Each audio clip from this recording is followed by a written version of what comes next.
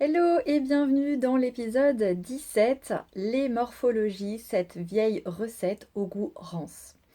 Aujourd'hui, on va parler d'un outil dont tu as peut-être entendu parler, cet outil a longtemps été présenté et encore aujourd'hui, il est toujours présenté comme la solution pour savoir comment s'habiller, pour savoir quoi porter en fonction de sa morphologie. Mais en réalité, il fait l'inverse. Il fait l'inverse de ce que tu cherches certainement à faire. Donc dans ces morphologies, on va te dire tu es H, tu es A, tu es V, tu es X, tu es 8, je crois que j'en oublie, mais tu as certainement entendu ça et bien sûr il y a les conseils qui vont avec de comment est-ce que tu dois t'habiller en fonction de justement si tu es un H, un A, un V, un X, etc. Et peut-être que si tu as suivi les conseils que tu as entendus par rapport à ça, tu t'es dit chouette, j'ai trouvé la solution pour être bien habillée, être bien dans mes vêtements. Mais finalement, tu t'es rendu compte que ce n'était pas du tout le cas. Et malgré les conseils, malgré parfois les conseils contradictoires aussi que l'on peut trouver, tu peux te retrouver à ne pas être bien dans tes vêtements. Et donc, tu n'as pas la solution. Donc cet épisode est là pour toi si justement tu es dans cette situation et que tu ne sais pas comment bien t'habiller, tu n'as pas compris tu penses ne pas avoir compris la bonne règle, tu penses ne pas suivre les bonnes règles par rapport à ces morphologies. En fait, tu l'as compris, le problème ne vient pas de toi, mais il vient de ces fameuses morphologies. Donc c'est pour ça que j'ai appelé l'épisode les morphologies, cette vieille recette, parce que tu vas voir que je vais t'expliquer d'où elle vient, et elle existe depuis quelques années. Au goût rance, parce qu'en fait, elle nous laisse un goût amer, parce que même en la suivant, on n'arrive pas à s'habiller comme on le souhaite. Et en plus, cette méthode t'a éloigné de toi-même, donc forcément, tu ne sais plus où tu en es. C'est le problème de cette vieille recette qui n'est pas miracle et qui au contraire ne fonctionne pas. Alors d'abord, on va parler de l'origine de cette fameuse recette, je l'appelle recette, mais sur cette théorie sur les morphologies. Il faut savoir qu'elle a été créée dans les années 90 environ par des cabinets de conseil américains au départ. Et en fait, c'était pour simplifier les conseils pour les clientes et pour vendre, bien sûr, des coachings, mais aussi pour vendre des vêtements, pour essayer d'aider en tout cas les clientes, mais l'objectif premier était la vente. Ces morphologies, elles permettent de standardiser, n'est-ce pas? De mettre dans des cases les personnes, les femmes en particulier, parce que nous sommes la cible, bien sûr, des marketeurs le plus possible, puisque c'est beaucoup les femmes qui achètent parce que, on va pas refaire toute l'histoire, mais on nous a beaucoup demandé depuis bien longtemps de contrôler notre corps, d'être belle, d'être jolie, c'était l'objectif, le premier objectif d'une femme, d'après la société, c'était d'être belle, d'être jolie, d'être présentable. Donc, ils ont standardisé pour pouvoir donner des conseils et vendre le plus possible. Ensuite, ça a été popularisé dans des magazines parce que voilà, quand les magazines sont apparus, pour essayer d'atteindre le plus grand nombre de personnes. Donc ça a été popularisé et puis avec sont venues les fiches type, les fiches de conseils, tu es A, voilà comment tu dois t'habiller, tu es X, voilà comment t'habiller, etc. Donc avec ces fameuses règles qui sont venues ici être popularisées et être dans les magazines pour que le plus grand nombre possible de personnes y aient accès. Et donc tu l'as compris, l'objectif c'était de segmenter en fait le marché féminin pour vendre plus facilement les produits, pour vendre plus facilement des vêtements. Maintenant que l'on sait d'où vient cette méthode des morphologies, je vais essayer de te démontrer, de la démonter parce que pour moi, elle vient vraiment à l'encontre, elle est très violente. Cette méthode, elle est violente parce qu'elle t'éloigne de toi. D'abord, la première chose, c'est qu'elle réduit ton corps à une forme géométrique. On va, dans cette méthode, regarder le tour des épaules, le tour des hanches, le tour de la taille. Donc 3 mesures.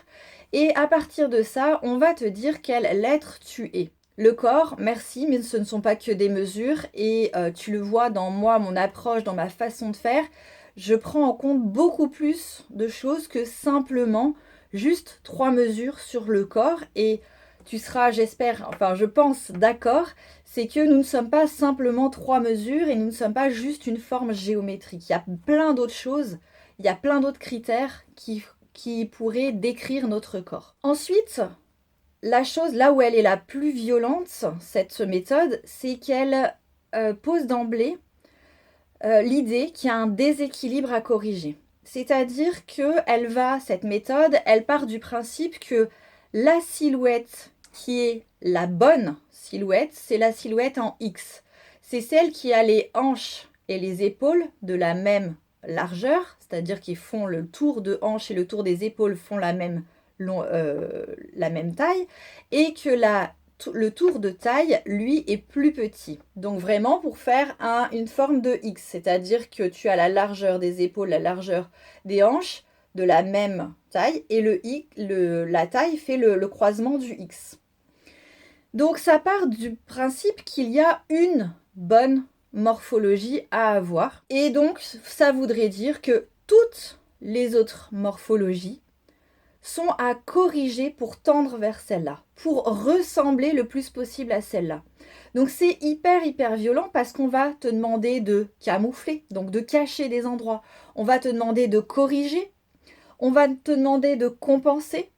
Donc on va te demander de te changer, d'être différente de ce que tu es pour correspondre à la fameuse bonne morphologie, celle qui a priori, d'après la méthode, serait celle que tout le monde, toutes les femmes en tout cas, devraient avoir. Donc ce système, finalement, te dit que, alors en plus, petit aparté, il y a très peu de personnes qui sont X, mais très peu, parce qu'en fait, les corps sont tous différents et bien sûr qu'on n'a pas tous la même morphologie.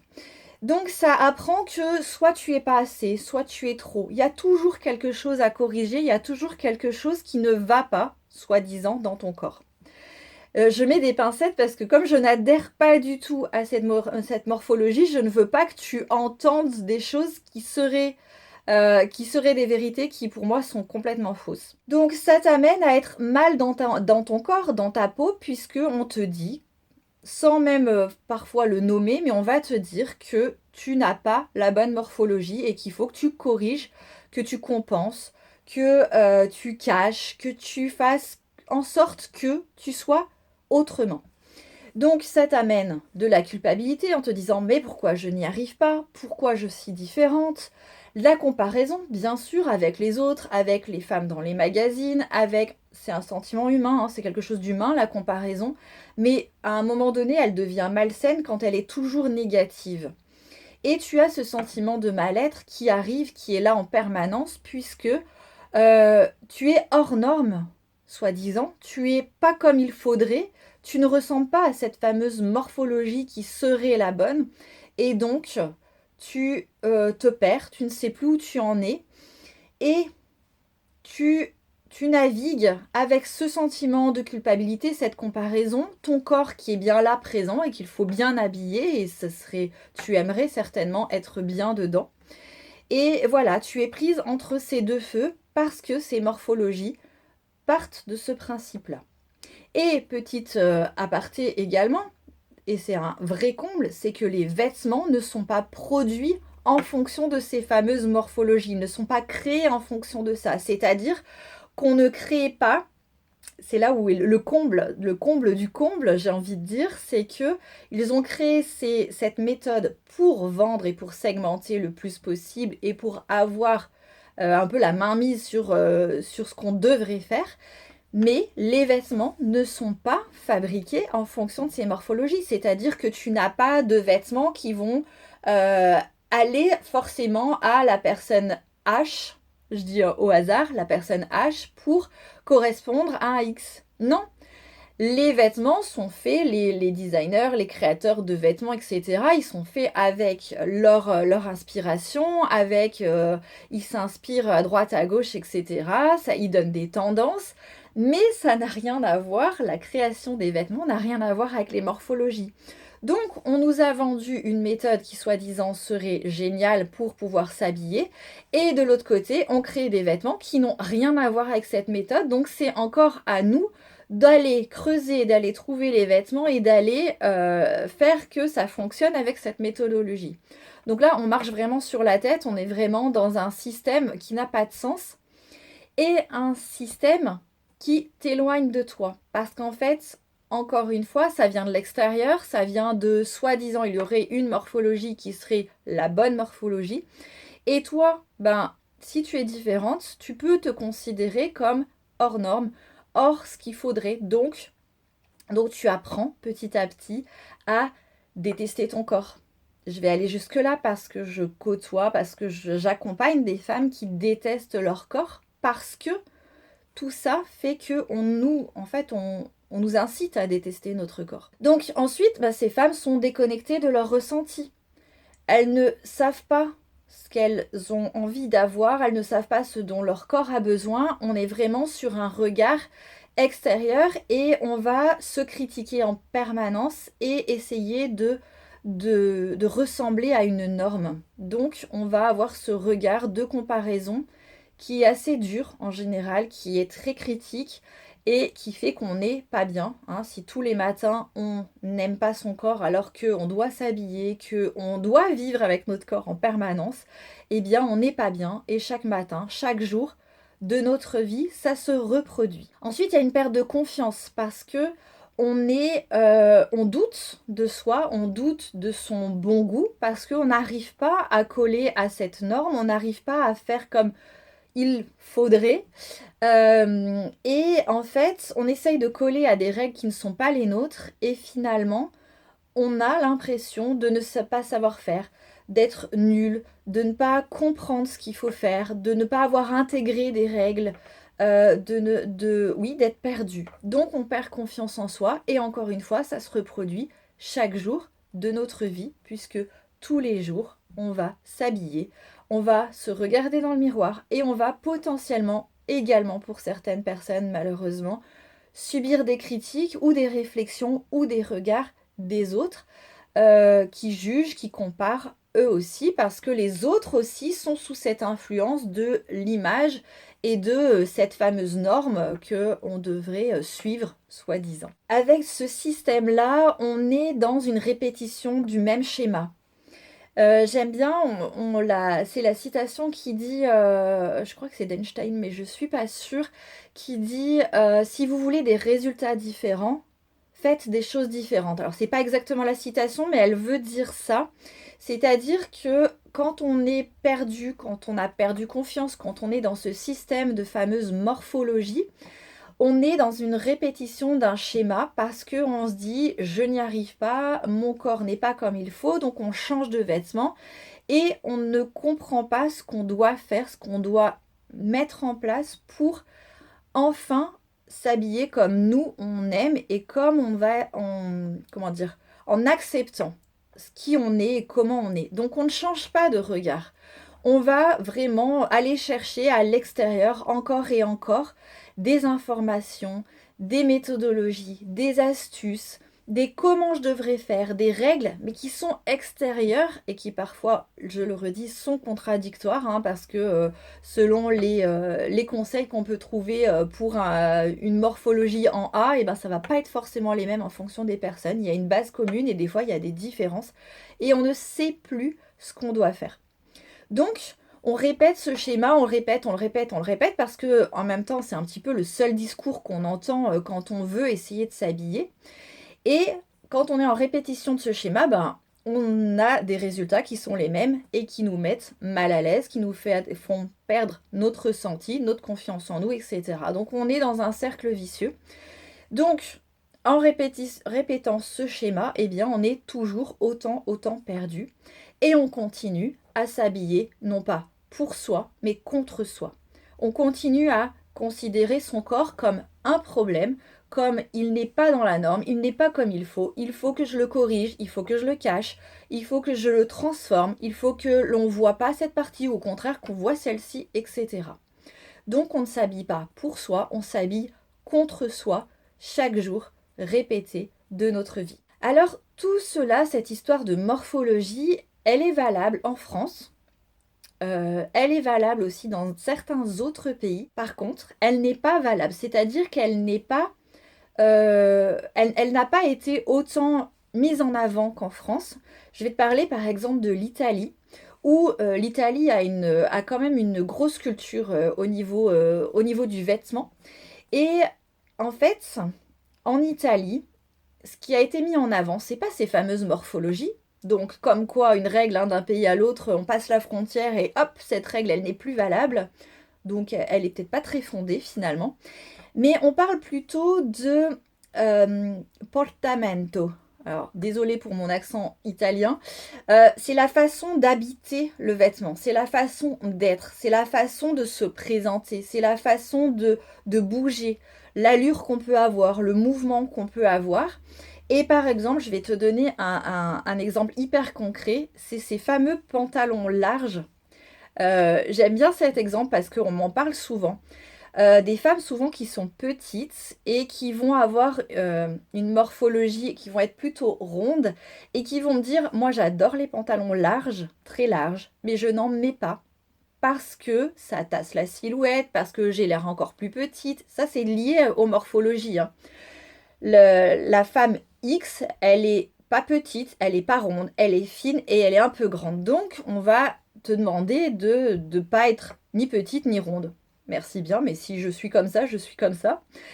Et en fait, en Italie, les femmes petites, elles peuvent mettre. Enfin, elles peuvent mettre. Nous aussi, on peut mettre, hein. Il n'y a pas non plus, il faut pas exagérer. Mais c'est pas, on va pas leur conseiller de ne pas mettre un pantalon large. On va leur, en fait, les faire regarder plutôt comment elles se sentent à l'intérieur, quelle allure elles ont, quel mouvement elles peuvent avoir. Et je peux te dire que si tu es petite et ronde et que tu adores porter des pantalons larges, vas-y parce que ton allure, ton mouvement, si tu es bien dans ce pantalon large, eh bien, tu verras que tu seras beaucoup plus à l'aise, tu seras beaucoup plus confiante, etc. Alors, c'est tout un travail, hein, je t'en parlerai dans le prochain épisode, justement, les étapes que je conseille moi plutôt à la place de ces morphologies et que j'utilise pour accompagner les femmes qui ont besoin de moi. Et vraiment, donc pour te dire, pour clôturer sur cet exemple, c'est que en fait, tu es en France, eh bien on va te dire non, tu es petite et ronde, bah ne mets pas de pantalon large parce que ça va te tasser, ça va te rendre encore plus petite, on va avoir l'impression que tu es encore plus ronde. Et tu passes la frontière en Italie, qui n'est un pays qui est quand même pas très très loin d'une autre, eh bien on va avoir un discours complètement différent.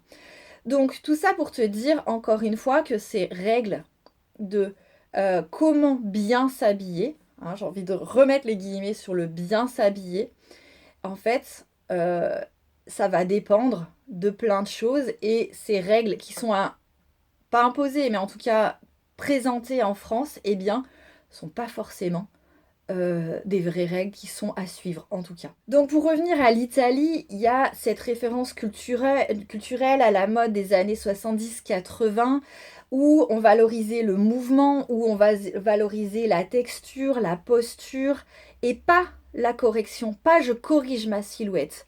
Tu vois que l'idée elle est complètement différente. Quand on parle de morphologie, on va parler de silhouette, de du visuel, alors que bah, par exemple en Italie, alors tout n'est certainement pas idéal non plus, mais en tout cas tu vois que les regards sont différents et on va regarder autre chose que simplement la forme de la silhouette. Donc il y a une vraie différence.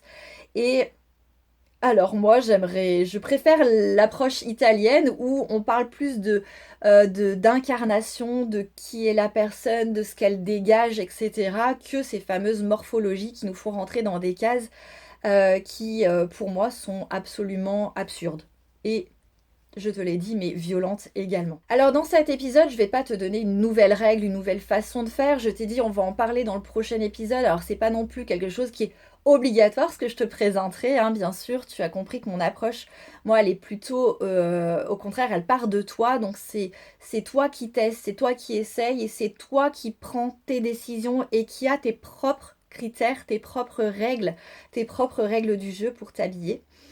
Mais j'ai envie de te partager un petit peu comme d'habitude des petites questions ou des petites réflexions pour essayer, pour que tu puisses essayer de te dégager de ces fameuses morphologies et de ce fonctionnement. Donc voilà, ça peut t'aider à arrêter de te cacher, en tout cas arrêter de le penser et de voir un petit peu comment tu peux faire pour te sortir un petit peu de ça. Par exemple, la première chose que tu peux faire, c'est dans tes prochains essayages, que ce soit pour acheter des vêtements ou que ce soit parce que tu as décidé d'essayer des vêtements de ta garde-robe, de faire ton propre shopping dans ta garde-robe.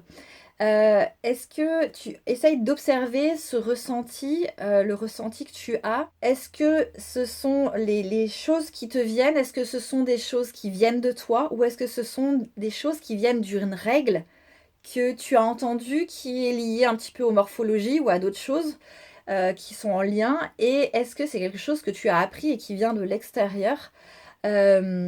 Plutôt que ce qui vient vraiment de toi. Essaye de faire cette différence entre quand tu essayes des vêtements, est-ce que ton regard, est-ce que tes pensées, est-ce que tes jugements sont des choses qui viennent de toi ou qui viennent d'une fameuse règle de l'extérieur. Ça, c'est la première chose que tu peux faire. La deuxième, c'est d'essayer de remettre ton corps au centre de tes vêtements, au centre de ta garde-robe, au centre de ta vie.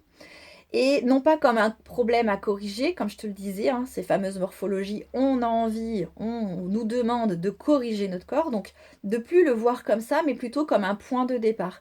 Comme mon corps est comme ça, je sais que c'est pas toujours facile parce qu'on a des années et des années d'injonctions et de jugements qui sont là, qui sont présents, mais essaye de remettre ton corps au centre plutôt que ces règles qui vont venir te dicter ce que tu dois faire. Et pour le faire, tu peux te poser une question simple quand tu essayes un vêtement, c'est comment je me sens dans ce vêtement. Et pas qu'est-ce que ça fait, qu'est-ce que ça donne, qu'est-ce que ça me va, etc. C'est comment je me sens dans ce vêtement. Et en faisant ça petit à petit, que tu vas voir que tu vas remettre ton corps au centre de ta vie et non pas dans le sens de il est à corriger et c'est un ennemi à combattre. Et donc c'est là que tu vas arriver à faire le premier vrai changement. Donc tu as compris que les morphologies, c'est une méthode qui est là pour nous uniformiser, qui est là pour nous faire rentrer dans des cases et pour qu'on ressemble toutes à un X. Merci bien, j'ai pas envie de ressembler à une lettre. Mais ton corps n'a pas besoin d'être corrigé, ton corps il est là, il est présent tous les jours, tu as besoin de l'habiller, tu as besoin d'être bien avec lui. Tu as besoin d'être bien habillé en fonction de tes propres critères et non pas des critères de l'extérieur. Et il a aussi besoin d'être écouté, d'être remis au centre. Donc dans le prochain épisode, je te parlerai de ma méthodologie qui ne vient pas de nulle part et qui est une approche qui est l'inverse de ce que je viens de te parler aujourd'hui. C'est l'inverse des morphologies. On ne vient pas corriger comment tu es, à quoi tu ressembles, mais on vient te reconnecter à toi, à ton énergie, à qui tu es à l'intérieur, à ton mouvement, à ton rythme, à ta posture, à ta structure. Je pourrais en dire encore beaucoup.